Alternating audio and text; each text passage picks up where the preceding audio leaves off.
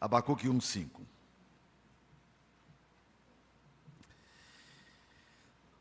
Vede entre as nações, olhai, maravilhai-vos e desvanecei, porque realizo em vossos dias obra tal que vós não crereis quando vos for contada.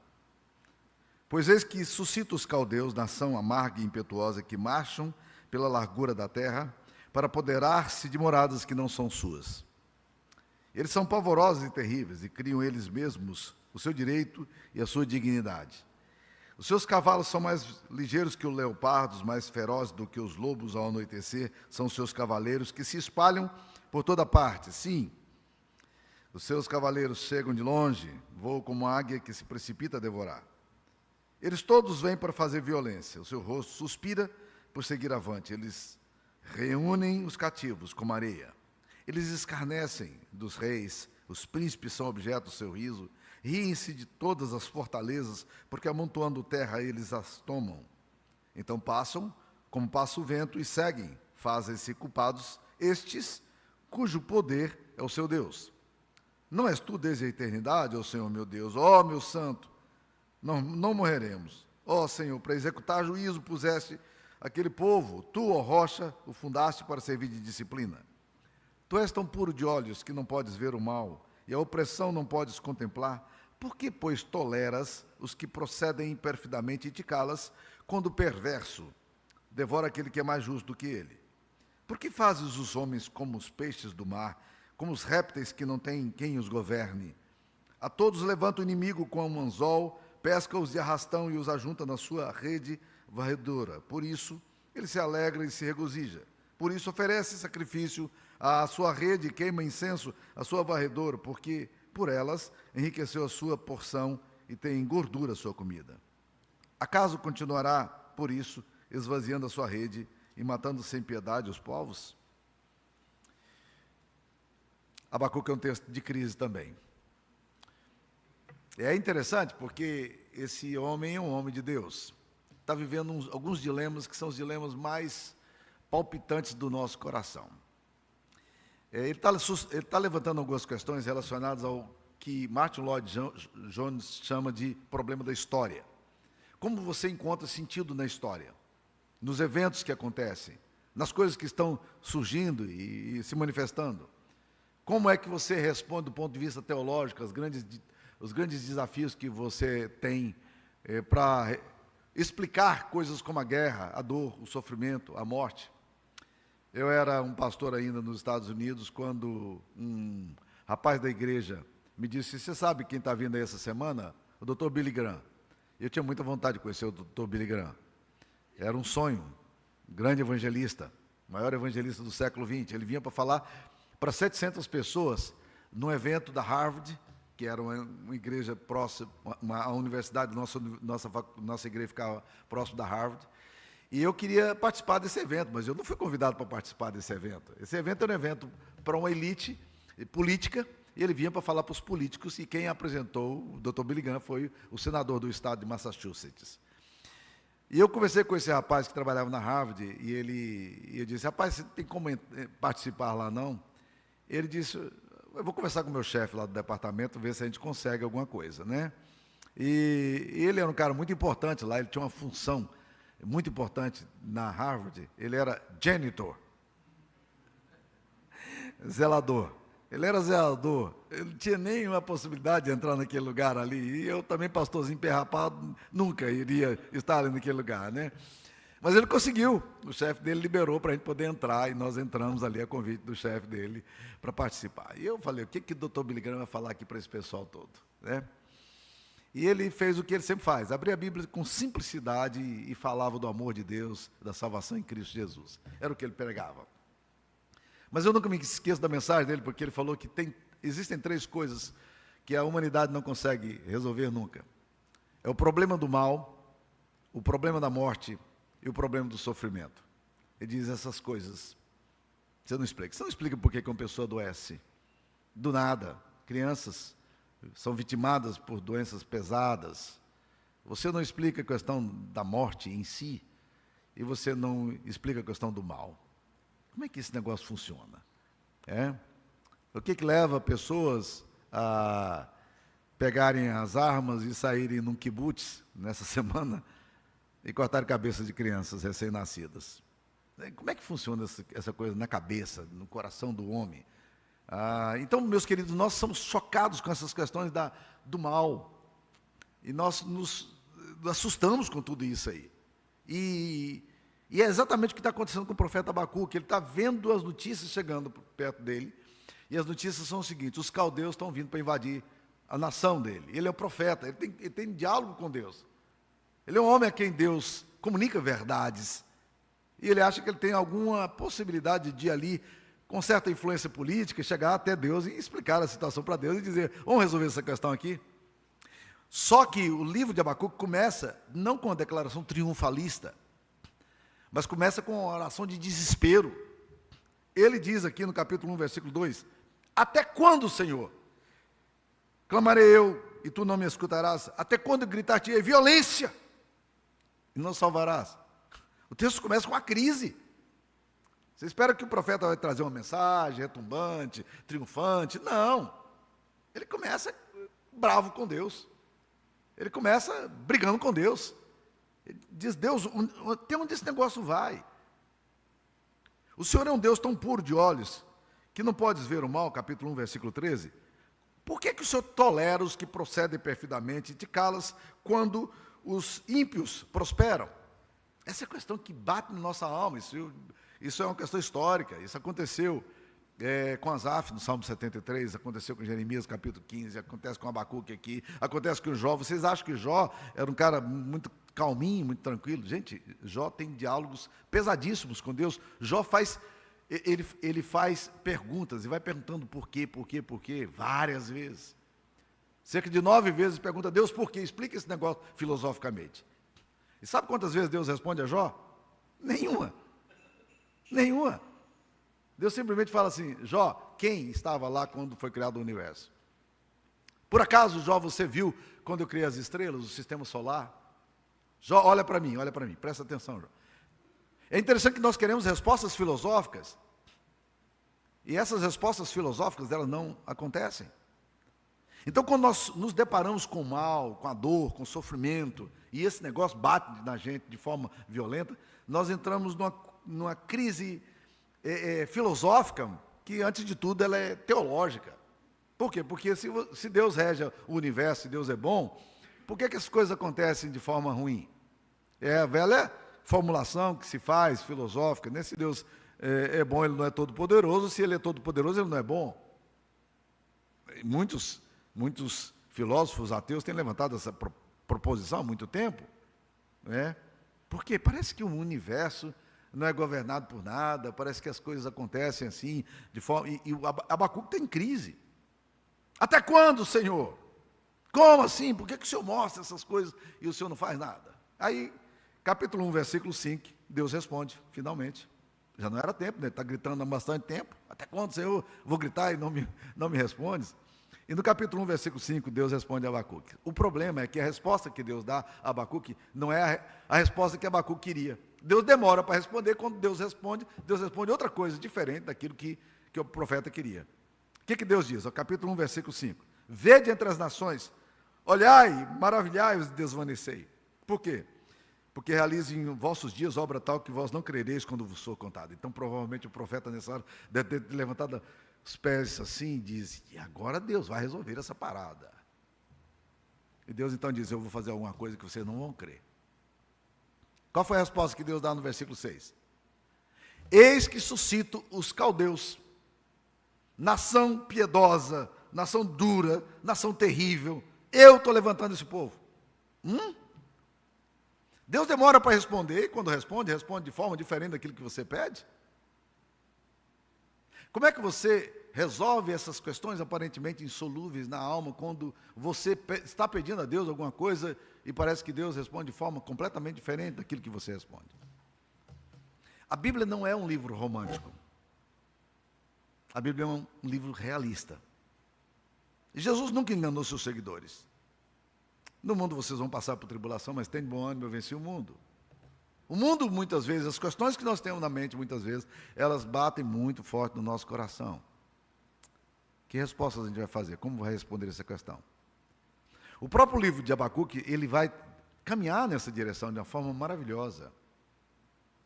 Primeiro, a primeira coisa que acontece com Abacuque é que Abacuque, percebendo esse dilema da alma, ele decide colocar os pés dele em lugares seguros. E onde é o lugar seguro? No meio de uma realidade ambígua, historicamente ambígua, no meio de injustiça, no meio de violência, onde é que você vai colocar os seus pés? No meio da opressão, no meio da injustiça, num mundo caracterizado por paradoxos e contradições, nos quais você muitas vezes se vê. A primeira coisa que ele vai fazer, meus queridos, está aí no capítulo 1, versículo 12. Ele começa a pensar quem é Deus. Onde é que ele pode colocar os pés? Ele precisa entender quem é Deus, o caráter de Deus. E é muito importante, meus queridos, sabermos exatamente quem é Deus. Porque quando você coloca os seus pés nesse lugar seguro, você, na verdade, pode andar seguro. Tem um hino que nós cantamos que diz: "Em nada ponho a minha fé, senão na graça de Jesus, no sacrifício remidor, no sangue do bom Salvador. A minha fé e o meu amor estão firmados no Senhor." Só que em inglês essa música, ela tem uma densidade muito maior, porque ela fala o seguinte, que todos os outros lugares onde você colocar os seus pés são areia movediça. Onde você colocar, confiar em político, confiar na história, confiar na coerência da história, você não vai firmar os seus pés nisso aí. Abacuque entende disso, como Jeremias entendeu, quando viu a cidade devastada de Jerusalém. Ele levanta uma questão muito interessante, ele fala assim: quero trazer à memória o que me pode dar esperança. O que pode dar esperança para mim? No meio do caos, no meio da tristeza, eu quero trazer à memória o que me pode dar esperança. E se você souber, pode repetir comigo: as misericórdias do Senhor são a causa de não sermos consumidos, porque as suas misericórdias não têm fim, renovam-se a cada manhã, grande é a sua fidelidade. Eu preciso trazer à memória o que me pode dar esperança. E a minha esperança, ela não pode estar fundamentada nos elementos transitórios da história. Eu preciso olhar com transcendência, preciso dar de transcendência à minha história. Se a sua vida não tem transcendência, eu queria dizer para você que você realmente vai ter muito problema para explicar as ambiguidades da vida. O que Abacuque faz? Homem de Deus. Ele diz: Deus, eu preciso lembrar quem o Senhor é. E ele evoca 4 coisas aqui sobre o caráter de Deus. Capítulo 1, versículo 12. Primeiro, ele entende que Deus é eterno. O que significa isso? Que Deus não está suscetível a esses movimentos temporais. Deus transcende isso. Deus está além disso. Quando você olha para a divindade, para o Deus das Escrituras Sagradas, esse Deus é um Deus transcendente. Ele está muito além dos eventos da história. Deus não perde o humor com os eventos da história e nem é atingido pelos eventos da história. Então ele começa a pensar na eternidade de Deus, um Deus que sabe todas as coisas desde o fim. Ele é o alfa e o ômega, o princípio e o fim. É aquele Deus que conhece todos os mistérios. É aquele Deus que sabe todas as coisas. Então ele diz: Deus é eterno. Segunda coisa que ele vai falar, ele fala assim: nós tu desde a eternidade, ó Senhor meu Deus. Quando ele fala ó Senhor meu Deus, esse Senhor, você pode perceber que na Bíblia aparece aí em letra maiúscula. Porque esse nome é o nome sagrado de Deus no hebraico. É a palavra Yahvé. Toda vez que aparece no Antigo Testamento, ela vem toda em letra maiúscula. Já pararam para perceber? Já perceberam isso? Toda ela vem em letra maiúscula. Por quê? Porque esse Deus aqui, a quem ele evoca, é o Deus da aliança. Quando a Bíblia usa o termo Elohim, Deus, é o Deus Criador, não é a mesma ideia do Deus do pacto, o Deus Yehová, o Yahvé, como aparece aqui. O que ele está falando é o seguinte: eu preciso lembrar que o Deus que eu adoro é um Deus que tem aliança comigo. Ele tem uma relação comigo. Ele sabe o meu nome, ele conhece a minha identidade. Ele não é um Deus alheio a mim, a minha história, a minha dor, ao meu sofrimento. Isso é fantástico, gente. Se saber que você é amado de Deus no meio da crise é uma das coisas mais fantásticas que existe. O problema é que nós não temos identidade, porque nós não temos aliança. Nós temos muitas vezes relação com Deus, uma relação muito institucional, mas nós não temos relação pessoal. E o Deus das Escrituras Sagradas é o Deus do pacto, é o Deus da aliança, é o Deus dos relacionamentos. E o que ele faz aqui é exatamente lembrar este Deus transcendente, o Deus eterno, ele é um Deus que historiciza-se, é um Deus que caminha na minha história. Ele me conhece, ele sabe o meu nome, ele sabe onde eu moro, ele conhece meu CPF, ele sabe o meu Pix, ele sabe a minha história. Ele sabe todas as coisas, ele me conhece. E mais do que isso, ele é um Deus que fez um pacto comigo, através de Jesus. Olha que coisa fantástica, identidade. Quando Jesus é tentado ali, na tentação registrada em Mateus 4 e Marcos e Lucas 4, quando Jesus é tentado pelo diabo, a primeira tentação, normalmente a gente perde o foco. A gente acha que a primeira tentação é ele dizendo, transforma essas pedras em pães. Não. A primeira tentação, ela antecede a essas aí. O que ele faz? Se és filho de Deus. O que ele coloca em questionamento? A identidade de Jesus com o Pai. Coisa essa que Jesus nunca teve dificuldade de entender. Mas nós temos. Você sabe que você é amado do Pai? Você é filho de Deus? Ser filho de Deus me orienta. E nós precisamos colocar a nossa identidade no centro. É o que Abacuque faz aqui. Terceira coisa, ele lembra também que o Deus que ele conhece é um Deus de juízo. Que nada vai ficar impune. Que Deus do juízo, ele vai estabelecer justiça. Ele julgará os povos com justiça e as nações mediante a sua equidade. Quarta coisa que ele vai falar, ele vai dizer que Deus é rocha. Rocha é o lugar onde você pisa com segurança. Então ele lembra o caráter de Deus. Algum tempo atrás, minha esposa me perguntou, e eu não gosto quando a minha esposa me pergunta, né, porque as perguntas dela são muito provocantes e inquietantes, e perguntas teológicas às vezes são complicadas. Ela me perguntou, qual é o atributo de Deus que você mais admira? Do Deus da Bíblia. Eu não tinha parado de fato para pensar sobre isso, né? E aí eu disse para ela, sabe qual é o atributo de Deus que mais me impressiona? É a santidade de Deus. Por quê? Porque esse atributo me diz o seguinte, que o Deus das Escrituras Sagradas não é o Deus que tem segundas intenções comigo. Ele não joga dubiamente com a minha vida. Ele não brinca com a minha dor e com o meu sofrimento. Ele é santo. Tudo que Deus faz para você, Ele faz, e essa santidade dele leva-o a fazer isso para o seu bem.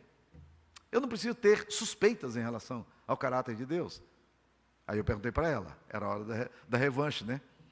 Qual é o atributo de Deus que você mais admira? E ela disse, a misericórdia de Deus. A misericórdia de Deus. Você precisa fundamentar a sua fé em cima do caráter do Deus que você tem. Porque o Deus que você tem, muitas vezes, é um Deus muito pequeno. E, eventualmente, o Deus que você acredita que crê, não é o Deus da Bíblia, é o demônio nosso. Lembra que eu falei sobre isso de manhã? O teu Deus é o meu demônio. Muitas vezes é assim. Às vezes você tem uma visão de Deus tão equivocada e tão complexa, que não é o Deus da Bíblia. É o demônio da Bíblia, tá? Então tome cuidado com essa visão que você tem de Deus. Abacuque vai para o caráter de Deus. Eu preciso pisar os meus pés assim. Onde é que você fundamenta a sua vida quando você enfrenta dores e dilemas? Centralize-se no caráter de Deus. Deus é santo, Deus é justo, Deus é bom, Deus é rocha, Deus é eterno. Segunda coisa que ele vai fazer, aí eu preciso caminhar um pouquinho com você no capítulo 2, versículo 1. Ele faz o seguinte, por-me-ei na minha torre de vigia, colocar-me-ei sobre a fortaleza e vigiarei para ver o que Deus me dirá e que resposta eu terei à minha queixa. Eu acho fantástico esse texto, gente. Segunda coisa que ele vai fazer é o seguinte, ele diz assim, eu preciso sossegar o meu coração. Eu preciso acalmar o meu coração. Meu coração está agitado demais. Não é assim que acontece conosco? Quando nós estamos no meio do vendaval, quando nós estamos passando pelos tsunamis da vida, a nossa alma fica agitada, a gente não consegue parar. Sossega. Sossega o seu coração. Vai para a presença de Deus. Fique em silêncio diante de Deus. Tenta experimentar a paz de Deus nesse processo. Você precisa sossegar. Há agitação demais no coração. Seu coração está inquieto, está desassossegado. Para um pouquinho, conversa com Deus. Dá tempo para o seu coração sentar. Deixa Deus ser Deus na história, deixa Deus caminhar com você. É o que ele fala aqui: eu vou me pôr na minha torre de vigia, eu vou aguardar para ver o que o Senhor me dirá. Que resposta teria a minha queixa? Eu preciso acalmar o meu coração. Lembra do episódio de Jesus? Quando Jesus vai atravessar o mar e os discípulos estão no meio da tempestade, né? E tem umas coisas na Bíblia que a gente olha e diz, Deus tem um senso irônico, né? Maravilhoso, senso de humor. Ele chega ali, os discípulos estão desesperados no meio do mar, e aquilo agitado, eu vou morrer, esse negócio aqui vai acabar com a vida da gente e tal. E Jesus vem andando sobre as águas. No meio do tumulto, lá vem Deus, não é assim que diz Naum? Deus anda no meio da tempestade e da tormenta. Lá vem Deus andando no meio da tempestade e da tormenta. Detalhe, ele está andando no meio da tempestade, mas a tempestade está lá ainda. Ele chega perto, e aí os discípulos estão apavorados, é um fantasma, é um fantasma. Começam a gritar desesperados. E ele diz, não sou um fantasma, sou eu, não tem mais. E quando ele diz não tem mais, a tempestade continua do mesmo jeito. Não seria mais fácil, aqui querendo dar uma lição para Deus, porque a gente gosta de fazer isso, né? Eu vou ensinar para Deus aqui como é que faz esse negócio aqui. Era só ele dizer, calma, Mar. Que o problema dos meus discípulos aqui é a tempestade. Mas ele não diz em primeira mão, acalma-te, Mar. Ele diz aos discípulos o quê? Sou eu, não tem mais. Porque antes de acalmar a tempestade que está do lado de fora, Deus precisa acalmar a tempestade que está do lado de dentro. Gente, eu tenho visto pessoas desesperadas, com situações desesperadoras. O que é que nós precisamos fazer? Se você não acalmar o seu coração, você não vai conseguir fazer leituras corretas. Gente com o coração desesperado, gente intranquila, gente que não descansa. E como a Bíblia fala sobre isso? Descansa no Senhor, espera nele, vai devagar. Que alma agitada é essa daí? Vamos lá, sossega o seu coração. Abacuque entende que eu preciso ir para a presença de Deus, eu preciso do meu canto. Lá em casa nós temos uma cadeira, que é razão de controvérsia entre eu e minha mulher. Já brigamos muito por causa dessa cadeira.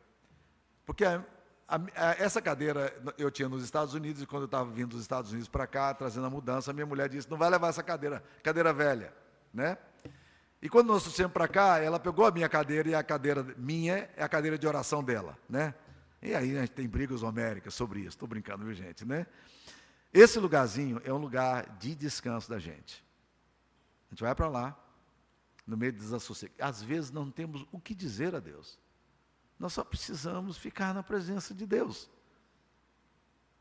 Abacuque já gritou, já esperneou, agora que ele diz, eu preciso me colocar na torre de vigia. Eu preciso vigiar, eu preciso guardar, sossegar o meu coração. O coração do problema é o problema do coração. As grandes questões não estão lá do lado de fora, gente. As grandes questões estão dentro do seu coração e do meu coração. E Abacuque está dizendo, eu preciso acalmar o meu coração. Como é que está o seu coração hoje? Agitado demais? Que tal você fazer como o salmista falou, né? Como a criança desmamada no colo da sua mãe, assim é minha alma para comigo. Eu preciso me tomar no colo, eu preciso sossegar. Está muito agitado, não está? Está muito agitado. Acalma, vai para a presença de Deus. O que eu vou dizer a Deus? Nada. Uma vez perguntaram para Madre Teresa de Calcutá, o que você diz para Deus quando você ora? Eu disse, não digo nada. E o que Deus fala? Nada. Porque a oração não é um pé de cabra para abrir a mão de um Deus duro que não quer nos dar a bênção que a gente espera. Não. A melhor definição de oração foi dada por C.S. Lewis. Ele diz, a gente não ora para transformar o coração de Deus, mas a gente ora para o coração da gente ser moldado por Deus. Então, quando você ora, na verdade, meus queridos irmãos, o que está acontecendo? Deus trabalhando em você. Sossega. Nós somos agitados. Nós somos mulheres e homens de negócio. Nós somos a sociedade do cansaço. cansados, estressados, burnout. Mas a gente não tem tempo para parar. Como é que está a sua alma? Agitada demais? Que tal uma dinâmica de introspecção, de silêncio?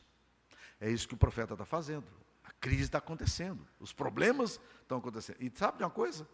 Deus não impediu que os caldeus viessem. Eles vieram. Terceira coisa que nós vamos aprender aqui, meus queridos. O Senhor me respondeu, capítulo 2, versículo 2. O Senhor me respondeu e disse: escreve a visão. Acha interessante isso? Deus várias vezes falou para Moisés: escreve. Às vezes a gente precisa escrever o que a gente experimenta. Por quê? Porque a gente vai esquecer daquilo que nós experimentamos. Ter um diário de oração pode ajudar, pode ser bom. Deus diz aqui para Abacuque: escreve a visão. Grava sobre tábuas, para que a possa ler até quem passa correndo. O que Deus está falando aqui, na verdade, para Abacuque é o seguinte: o que eu vou falar para você é algo tão importante que você tem que colocar no outdoor, para que leia até quem passa correndo. Então, quem inventou esse negócio de outdoor foi Deus, há muito tempo atrás, viu, gente? Está aqui na Bíblia, tá?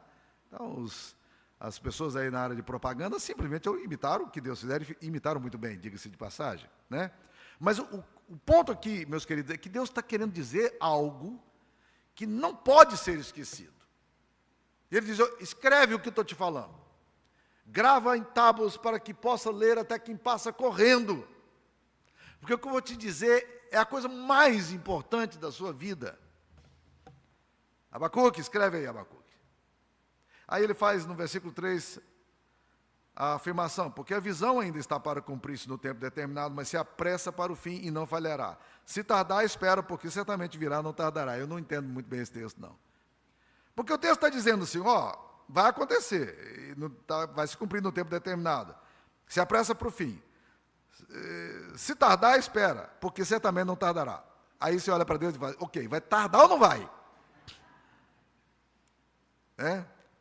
Por que Deus está, na sua palavra, revelando-nos dessa forma? Porque, eventualmente, essa dialética acontece na alma da gente. A gente sempre tem um senso de urgência e acha que as coisas têm que acontecer agora. E Deus diz: as coisas vão acontecer. Então, descansa, porque no tempo de Deus vai acontecer. Pode parecer tardio para você, pode parecer demorado, mas não é assim, não. Está no tempo, está tudo ok. A história segue um tempo divino, a agenda de Deus. Então, vamos lá. E Deus então diz para ele: eis o soberbo, sua alma não é reta nele. A primeira coisa que Deus fala. A alma do soberbo não é reta nele. Presta atenção, que eu li esse texto durante muito tempo achando o seguinte, que a alma do soberbo não é reta em Deus, mas não é isso que o texto está falando. O texto está dizendo: a alma do soberbo não é reta nele. O homem soberbo, o homem que não se quebranta diante de Deus, a alma dele não é reta nele. A perturbação é dele. A crise é dele. Por quê? Porque as desestruturas funcionais, pelo fato de você não ter uma relação com Deus, se tornam confusas na sua existência. A sua alma não é reta nele, no ímpio, no soberbo. Deus deixa claro o seguinte: olha, as coisas vão acontecer como eu quero, mas a alma do soberbo, o ímpio, ele nem sabe em que tropeça. A confusão dele é tão grande que ele não sabe em que está tropeçando. Mas aí Deus faz uma afirmação que se torna um ponto presente no Novo Testamento. Pelo menos 3 vezes essa afirmação que é escrita aqui se torna presente no Novo Testamento. O apóstolo Paulo vai usar 2 vezes e o autor aos Hebreus vai usar 1. O que diz? O justo viverá pela fé. Então vamos tentar entender. Primeiro, o que significa o justo viverá pela fé? Que a sua fé não está circunscrita às suas emoções. Isso é viver pela fé. Há muitas pessoas com crise em relação a isso, porque elas dizem o seguinte: pastor, eu fui para a igreja, mas olha, eu não senti nada. Peraí, a sua fé, a sua vida é para sentir ou para crer? Pastor, eu orei, mas a minha oração, eu não senti nada. É para você sentir ou é para você crer? Pastor, eu não tenho certeza do perdão dos meus pecados. O perdão dos meus pecados é para você sentir ou é para crer? Pastor, eu não tenho certeza da minha salvação. É para você sentir ou é para você crer? Nós precisamos crer. O justo vive pela fé. E se você vive pelas suas emoções, você não está vivendo pela fé. Há muitas pessoas vivendo por emoções. Uma pessoa disse para mim, pastor, eu orei, mas minha oração não passou do teto. Falei, ok, precisa passar do teto para ser ouvida? Ou Deus não é capaz de entrar no ambiente fechado e ouvir a gente aqui? Né? Sua oração não precisa passar do teto. O justo vive pela fé, ele não vive por emoção. Embora a emoção seja um elemento fundamental da nossa caminhada de fé, ele não é essencial. Ele é importante, mas ele não é a essência da sua fé. Você vive pela fé. Segunda coisa, se você vive pela fé, você não vive pela circunstância, que é exatamente o que esse texto aqui está querendo mostrar. Se você vive por fé, você não pode viver por circunstância. Por isso que Abacuque vai terminar com uma belíssima declaração, ainda que figueira não floresça, nem haja fruto na vide, fruto da oliveira minta, e os campos não produzam mantimento, as ovelhas sejam arrebatadas do aprisco, e nos currais não haja gado, ainda que seja um caos. Eu, todavia, me alegro em quem? No Senhor. Me alegro no Deus da minha salvação. Exulto no Deus da minha salvação. Eu me alegro em Deus. Eu não me alegro nas circunstâncias, me alegro em Deus. Isso é viver pela fé. Há muitas pessoas vivendo por circunstâncias. Se as coisas estão boas, eles acreditam que Deus os ama. Mas se as coisas não estão boas, eles acreditam que Deus não os ama. Então, o segundo axioma que a gente tem que entender é que viver pela fé significa o seguinte: a minha fé transcende as circunstâncias. Terceira coisa que nós precisamos entender. Quando a Bíblia diz que o justo viverá pela fé, ele está querendo dizer que existe um tipo de fé no qual nós devemos nos apoiar. E eu quero gastar um pouquinho de tempo nessa compreensão do justo viverá pela fé. Sabe por quê? Porque esse texto aqui é o texto que vai fundamentar a compreensão teológica de toda a estrutura do Novo Testamento. O que que nós cremos? Nós cremos numa promessa de Deus, numa justiça dada por Deus por meio de Jesus. Eu vivo pela fé no Filho de Deus, na fé naquilo que Jesus Cristo fez lá naquela cruz. Jesus morreu pelo meu pecado. Ele me perdoou. Eu vivo nessa fé. Eu vivo na fé de que um dia Deus olhou para mim e Ele me atribuiu uma justiça que eu não tenho. E Ele me deu essa justiça. Esse texto aqui revolucionou a história da Reforma Protestante. E esse texto aqui revolucionou o pensamento de Martinho Lutero, um monge agostiniano que vivia numa crise teológica tremenda, porque apesar de toda a intenção dele, de todo o desejo dele de agradar a Deus, ele percebia que tudo que ele fazia era incapaz. A angústia, ou como ele mesmo descreve, o Anfechtung dele, era um negócio assim desesperador, vivia em depressão. E para resolver esse problema, ele disse, eu preciso criar alguns rituais, alguns ritos pesados. E ele fazia os ritos pesados. Ele está subindo um dia as catedrais, os degraus de uma catedral, orando o Pai Nosso em cada um degrau, se martirizando, quando esse texto vem na cabeça dele, o justo viverá pela fé. Ele diz, o que eu estou fazendo aqui? Eu tenho que viver na fé do Filho de Deus, que morreu pelos meus pecados. Esse Jesus que agora me imputa uma justiça que não é minha. Ou como diz Paul Washer, a justiça de Deus é uma justiça estranha. Ela não vem de nós. Eu vivo pela fé no Filho de Deus. A minha segurança, a minha confiança está naquilo que Cristo fez por mim. Eu fui declarado justo, eu que sou pecador. Jesus olhou para mim, que não tem virtude nenhuma, e disse, eu vou colocar em você uma justiça que você não tem, a justiça de Jesus.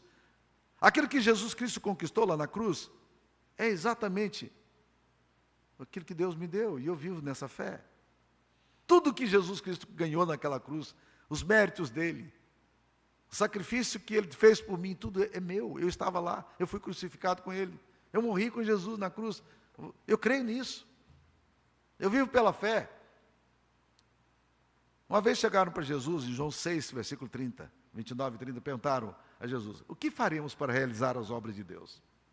Sabe qual foi a resposta que Jesus Cristo deu? Eles perguntaram no plural: o que faremos para realizar as obras de Deus? Sabe qual foi a resposta? A resposta foi no singular. A obra de Deus é esta. A obra de Deus é uma só: que creais naquele que por ele foi enviado. Nós devemos viver pela fé. Mas não é uma fé faca molada. Não é uma fé genérica. É uma fé na obra de Cristo. Essa é a fé que sustenta a gente.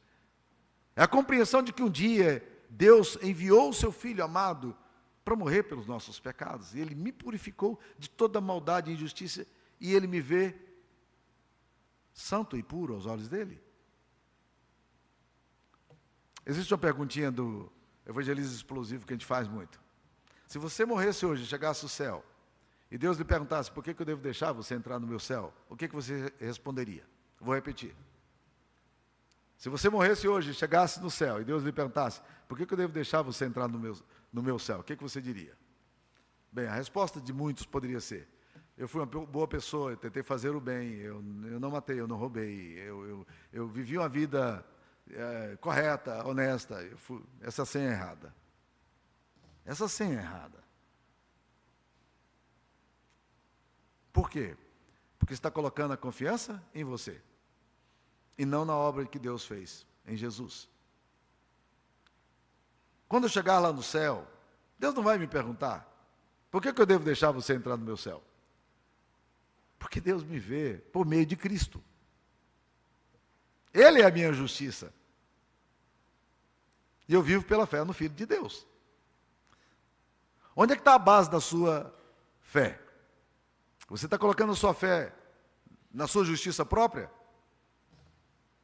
Eu queria que hoje você se arrependesse dos seus pecados. Mas não apenas dos pecados grosseiros que você comete. Mas eu queria que hoje você se arrependesse da sua justiça própria, que é a inimiga número 1 do Evangelho. Que te leva a crer que de alguma forma, em algum momento, você é um cara tão fantástico, uma pessoa tão fantástica, que Deus está impressionado com o que você faz. Não. Não. Sabe qual é a beleza do Evangelho? É que Jesus morreu por nós. Ele nos resgatou. Ele nos justificou. Ele colocou em nós uma justiça. Deus colocou em nós essa justiça de Cristo. O justo Cordeiro de Deus, que morreu pelos nossos pecados. Você vive pela fé ou vive pela sua capacidade e habilidade de fazer as coisas? Onde é que está a sua confiança? Abacuque ouve de Deus essas palavras. E essas palavras vão se tornar a referência teológica do Novo Testamento. O justo viverá pela fé. A minha esperança é que você não se engane sobre você. Você é bem pior do que você imagina que você é. Mas o amor do Pai é muito maior do que você imagina que Ele possa te amar. Deus é bom. E Deus ama você. Coloque a sua confiança em Deus. Essa é a palavra de Deus para o nosso coração hoje. Senhor Jesus, aplica essas verdades à nossa mente e às nossas emoções aqui nessa noite, Pai. Ensina-nos a viver olhando para a obra de Cristo, para aquilo que Cristo fez. Ensina-nos a olhar, ó Deus querido, para o sacrifício de Jesus e viver pela fé no Filho de Deus. E é em nome dele que nós oramos. Amém.